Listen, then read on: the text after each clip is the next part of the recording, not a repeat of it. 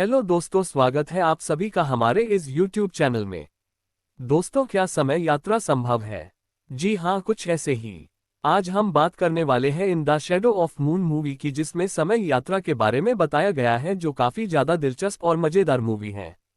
तो शुरू करते हैं। 1988 में फिलाडेल्फिया में कई लोगों की एक साथ रक्तस्राव से मृत्यु हो गई क्योंकि उनके मस्तिष्क में बड़े पैमाने पर रक्त की हानि हुई थी। पुलिस अधिकारी थॉमस लॉकहार्ट और उसका साथी मैडॉक्स लॉकहार्ट के बहनोई जासूस होल्ट के साथ मामले की जांच करते हैं। लॉकहार्ट ने निष्कर्ष निकाला कि मौतें जुड़ी हुई हैं जब उसे प्रत्येक पीड़ित पर समान पंचर घाव मिले। लॉकहार्ट और मैडॉक्स को समान घावों वाला एक हमले का शिकार मिलता है। वह मरने से पहले अपने हमलावर का वर्णन एक घायल हाथ वाली काली महिला के रूप में करती है। लॉकहार्ट और मैडॉक्स संदिग्ध को ढूंढते हैं और मेट्रो में उसका पीछा करते हैं, जहां वह मैडॉक्स को अपने वश में कर लेती है। जब लॉकहार्ट उसका सामना करता है तो संदिग्ध अपने जीवन के बारे में विवरण बताता है, जिसमें ये भी शामिल है कि उसकी पत्नी उस दिन बच्चे को जन्म देगी। वह संघर्ष से ठीक पहले अपनी मौत की भविष्यवाणी करती है, जिसका अंत ट्रेन से टकराकर उसकी मौत के साथ होता है। हालांकि कई अस्पष्ट विवरणों के बारे में उलझन में पुलिस ने मामला बंद कर दिया। इस बीच लॉकहार्ट की पत्नी की प्रसव के दौरान मृत्यु हो जाती है।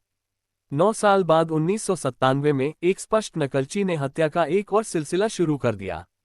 लॉकहार्ट, जो अब अपनी युवा बेटी एमी की देखभाल करने वाला जासूस है, पीड़ितों के बीच कोई स्पष्ट मकसद या संबंध नहीं ढूंढ सका।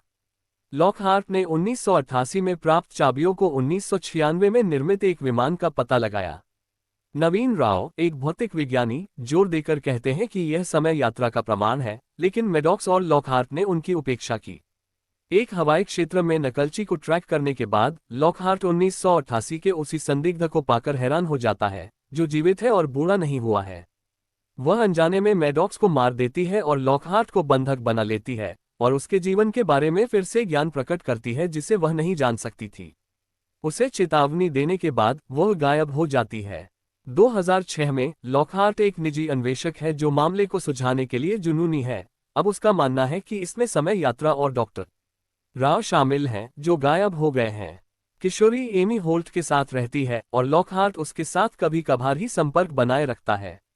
लॉकहार्ट 1988 की हत्याओं के पहले से अज्ञात पीड़ित की खोज करता है और पीड़ित की पत्नी से मिलता है, जो बताती है कि उसका पति एक श्वेत राष्ट्रवादी मिलिशिया समूह चलाता था।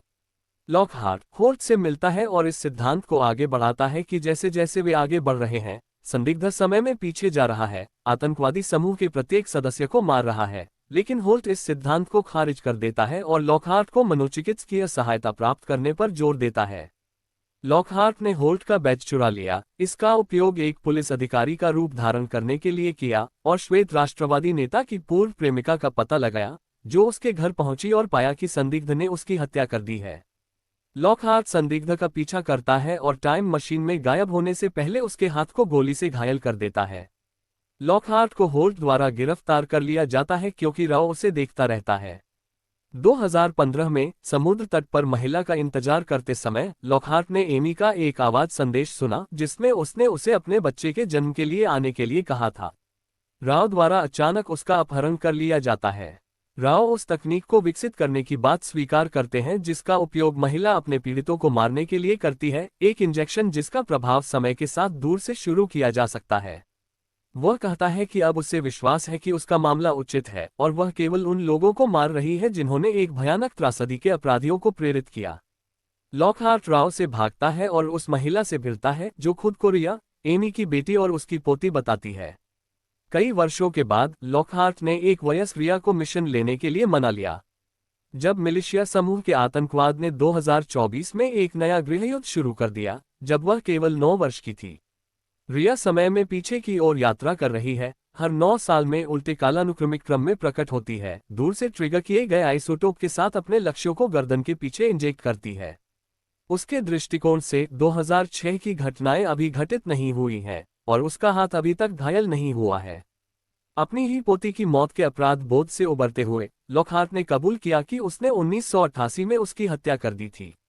यह आश्वस्त होकर कि उसका कारण उचित है, वह उसे अपना मिशन पूरा करने देता है।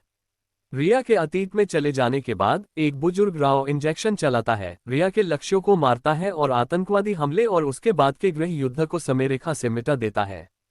2015 में लॉकहार्ट अपने परिवार के साथ फिर से मिला और अपनी पोती के साथ एक नए भविष्य का अवसर प्राप्त किया। यहाँ हमारी मूवी समाप्त हुई। कमेंट करके बताएं आपको मूवी कैसी लगी। ऐसे ही और भी मूवीज की समरी सुनने के लिए हमारे चैनल को सब्सक्राइब करें और शेयर करें। धन्यवाद।